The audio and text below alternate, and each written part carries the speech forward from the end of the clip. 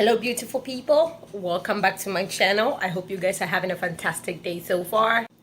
I'm having an amazing day. So quickly, yeah, I'm still making Thanksgiving side dishes, and next I'm going to be making mac and cheese, you know, because Steven is now on keto. The rest of the family is just me and his dad that we're trying to do this keto. I have elbow pasta here. Okay.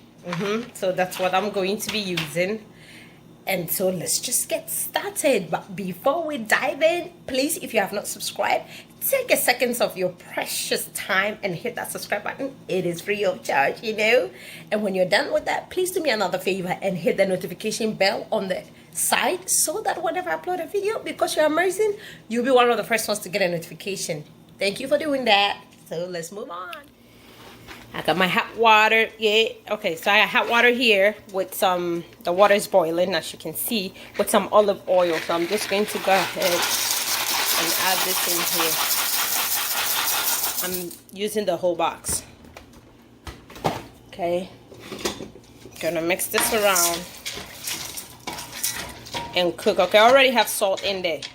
I'm not going to let this cook all the way. I want it al dente, which is a little hard or not completely cooked, because I'm going to be baking it again in the oven. So I don't need it to completely cooked. So I will probably be cooking this on the stove for about 5 minutes, okay? For 5 to 7 minutes, I would say.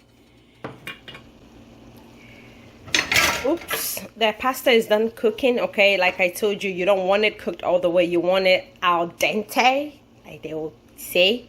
So after you take this off the stove, make sure you run it or submerge it in cold water, because if you don't and you leave it like that, it's going to keep cooking, okay? Even if you take it off the stove, because of the heat, it's going to still cook, okay? So let's just do that. So let me walk you through the cheeses that I'm going to be using to make my mac and cheese, okay? I have Gruyere, okay? I'm not French, so my French people, Gruyere nacho cheese, and I have white cheddar, okay? I have regular cheddar cheese right here. I have some mozzarella cheese and cream cheese, okay? This is just one stick of cream cheese, 8 ounces. And so I'm going to mix things up and we'll get going. This is a cream cheese, so I just melted it a little bit in the microwave for about 30 seconds, okay? I have some cheddar cheese here, some white cheddar. I'm going to put it in here, all right? And I'm going to put the Gruyere cheese also in here. And I'll add some mozzarella cheese. I have 2 tablespoons of butter in my pan, okay? I added the pasta to the melted butter. The next thing I'm going to do is I'm going to go in and add the cheese and the sour cream mix. So far, this is what I have, okay? With the cheese, I'm going to be adding a little more cheese to it. But one thing I also wanted to do is go in with some heavy cream, okay? Since it's going to go in the oven, about half a cup of that. Oh. And mix that in. All right, so I made it to my mother-in-law's house, and this is ready to go in the oven. All right, okay. If you want, you can add more cheese, but I wish I could add like if I'm making this and I'm gonna eat this myself, I'll probably add some hot pepper, like make it a bit spicy. I don't know, but I'm just gonna transfer this into a baking dish and then put it in the oven with some cheese on top, you know. Sprinkle some cheese. This is what it looks so far. Oh yeah.